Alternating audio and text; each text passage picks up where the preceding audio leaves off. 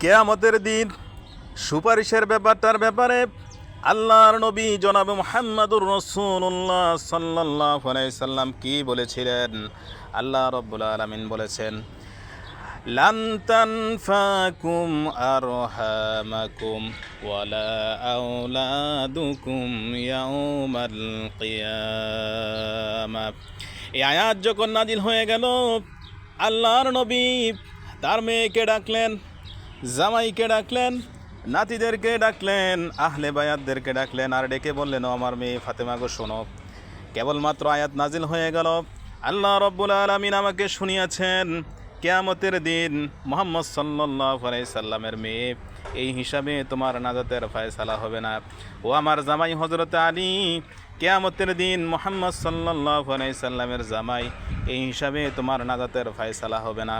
ও আমার কলিজার টুকরা নাতি হাসান আর হুসাইন শোনো, কিয়ামতের দিন মুহাম্মদ সাল্লাল্লাহু আলাইহি সাল্লামের নাতি, এই হিসাবে তোমাদের নাজাতের ফয়সালা হবে না।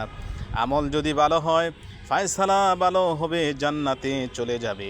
আমল যদি খারাপ হয়, কার জামাই কার মেয়ে কার নাতি দেখা হবে না। কঠিন কিয়ামতের মাঠ। সুতরাং সেই কিয়ামতের কঠিন পরিস্থিতির কথা চিন্তা করে যদি আমরা কাজ করি, তাহলে আমাদের কারো দ্বারা পাপ হবে বলে আমি মনে করি না। সুতরাং প্রত্যেকের জন্য সেই পরকাল অপেক্ষা করছে, কেবলমাত্র সময়ের অপেক্ষা।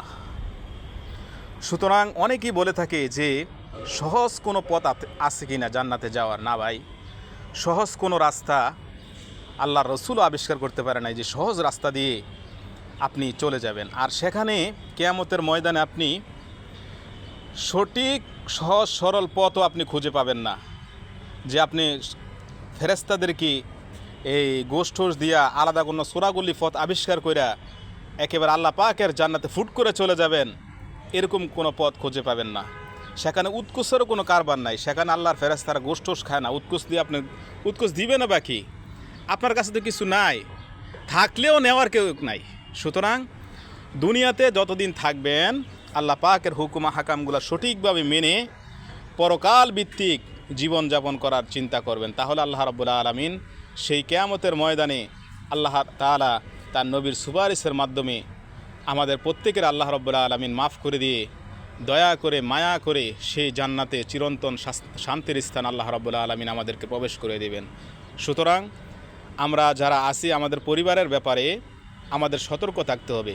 রাসূল করিম সাল্লাল্লাহু আলাইহি সাল্লামের পরিবারের ব্যাপারে যদি এতটা সতর্ক হন যে বলেন যে আমার মেয়ে ফাতেমা, কিয়ামতের দিন আমি যে মুহাম্মদ সাল্লাল্লাহু আলাইহি সাল্লামের মেয়ে তুমি, এই হিসাবে তো তোমার নাজাতের ফয়সালা হবে এমনটা নয়। ও আমার জামাই হযরত আলী, আমার জামাই তুমি, এই হিসাবে তোমার নাজাতের ফয়সালা হবে না। ও আমার কলিজার টুকরা নাতি হাসান আর হুসাইন শোনো, কিয়ামতের দিন আমার নাতি হিসাবে তোমাদের নাজাতের ফয়সালা হবে না। তোমাদের আমল যদি ভালো হয় ফয়সালা ভালো হবে, আল্লাহর জান্নাতে চলে যাবে।